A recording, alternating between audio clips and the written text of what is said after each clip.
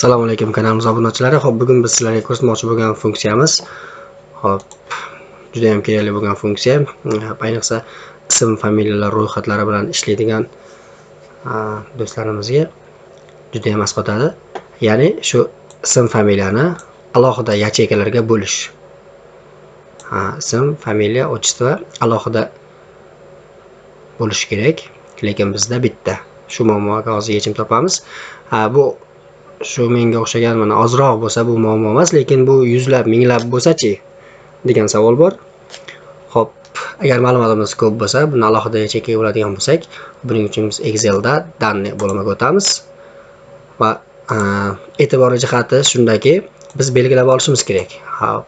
Yoki ustunda общий yoki kerakli joyimizni, hammasi bo'lmasak, kerakli joyimizni belgilaymiz va tugmani bosamiz.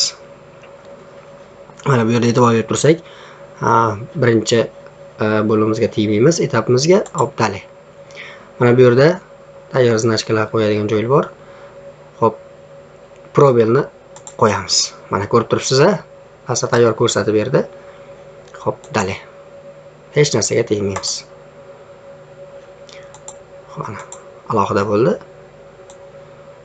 Buni endi tayyorgina jadval ko'rinishida olsak ham bo'ladi.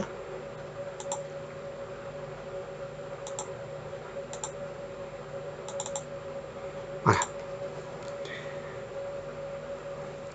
Buni formula orqali ham bajarsak bo'ladi, lekin mana bu har bir ism, familiya shunchaki yozilgan. Mana hech qanday formula yo'q.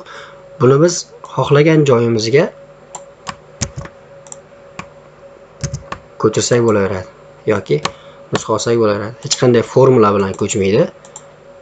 Shunchaki o'zi asli ko'rinishda bo'ladi. E'tiborlaringiz uchun rahmat. Sog' bo'linglar.